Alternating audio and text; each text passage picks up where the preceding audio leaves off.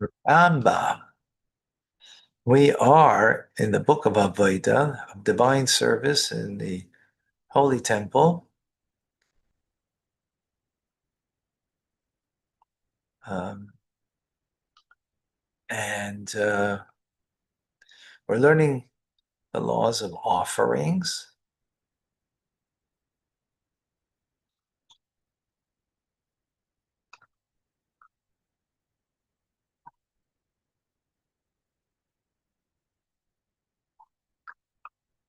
Okay, let's go. And we conclude today the laws of the actions taken for offerings. So let's get right into it.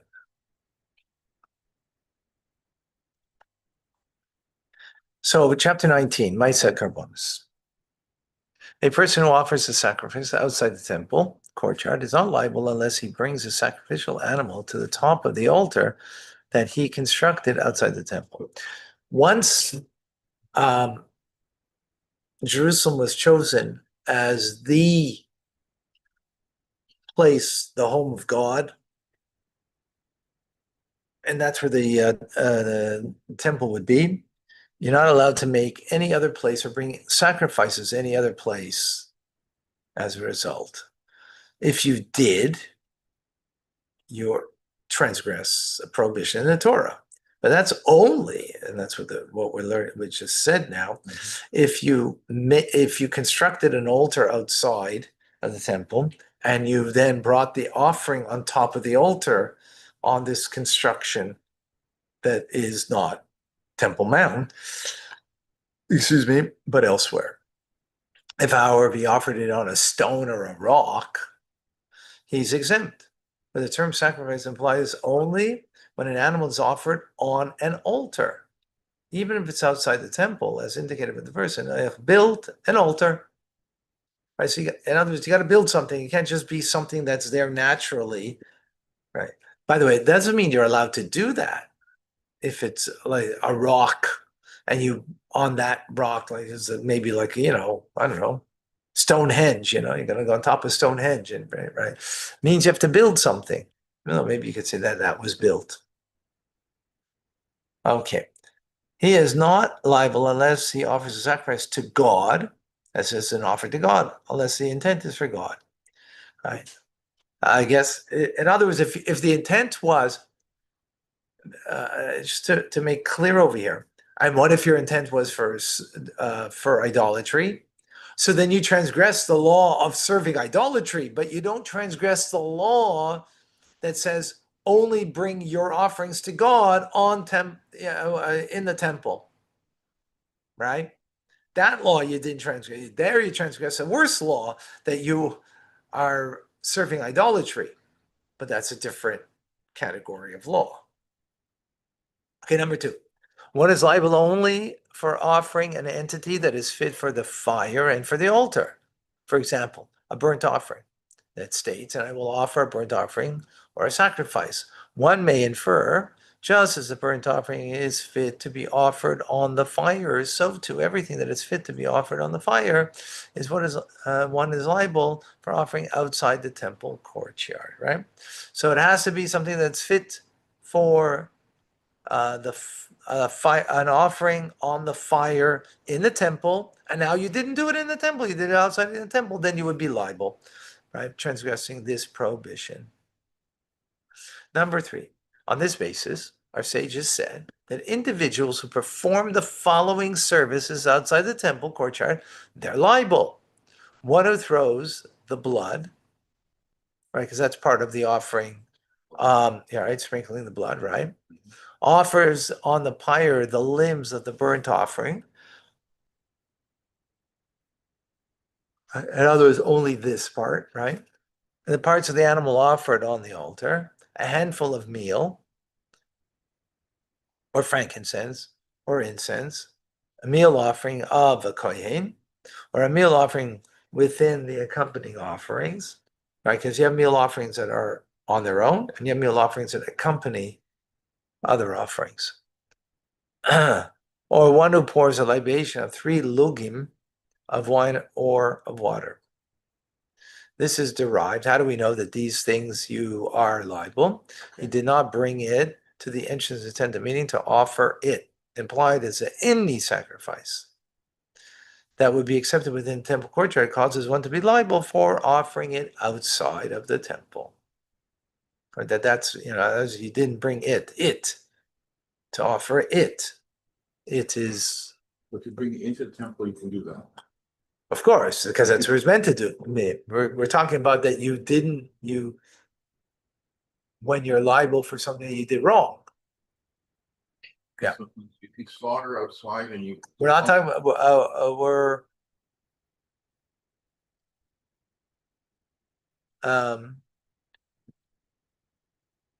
didn't say slaughtering here. Interesting. Well, that would be part of it. Yeah. I mean, we didn't say slaughter. We said other parts. The insides, guts. Yeah. Yeah. So if you do it outside the whole process, outside of the holy animal, the fit animal, can you bring the results of that into the temple? Oh, yeah. But if you did something outside, then you negated the service. You invalidated it. When can you validate it? You can't at all. Well, you got to do it properly.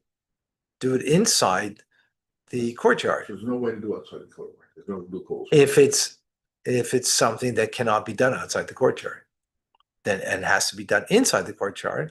So then, if you did it outside, then you're liable and you invalidate.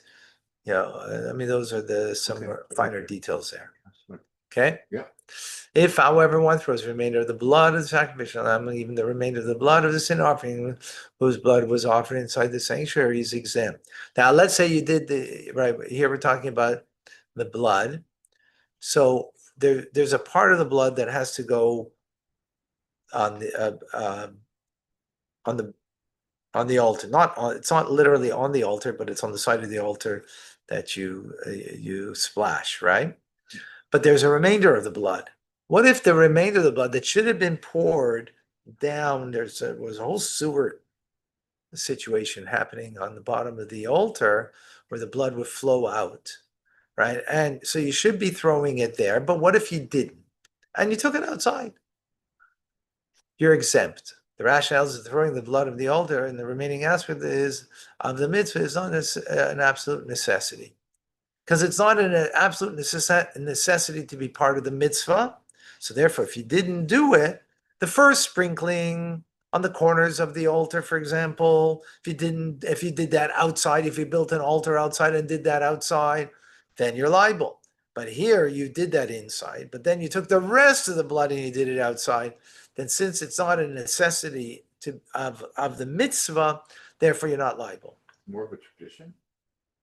What's got to do with tradition? Why is it tradition? No, we're giving a parameter to the law here. What's it got to do? I'm asking if it's tradition. This is law. We're not talking tradition here. So if you don't do it at the altar and you can do it outside, then it's not part of the sacrifice,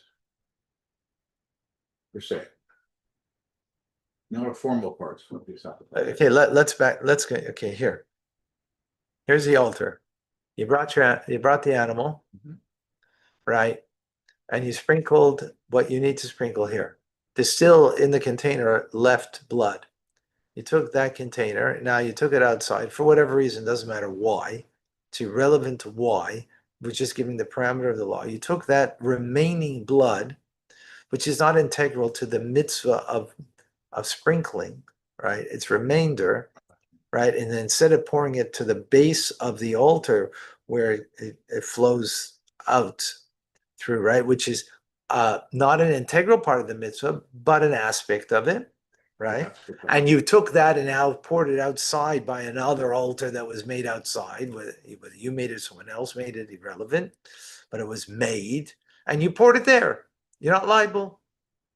That's all we said. Aspect, that's the word. Thank you. Okay.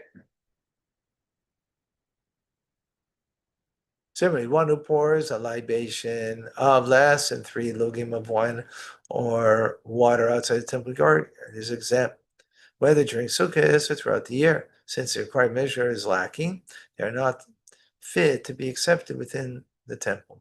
So now we're talking about libation, which is wine or water. Water was during Sukkot, right? Was a libation. During the year, it was wine.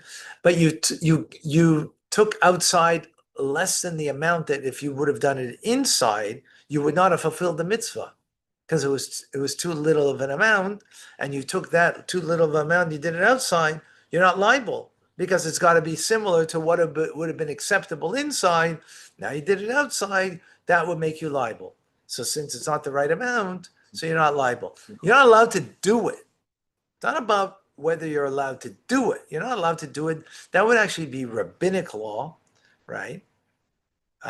Biblical law, you're not liable. Okay? Inconsequential. Yeah. Excuse me. Similarly, one who offers from the meat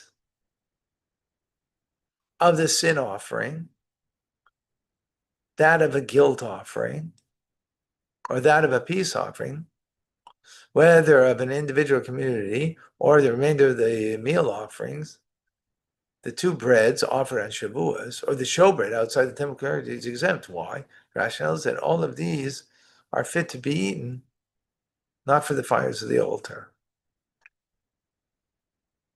Because these things are about to be eaten. These are parts of the offering that is to be eaten, right? Mm-hmm. They're not meant to be on the fire of the altar. Mm-hmm. Now, if you put it onto an altar outside of the temple, right? So you wouldn't be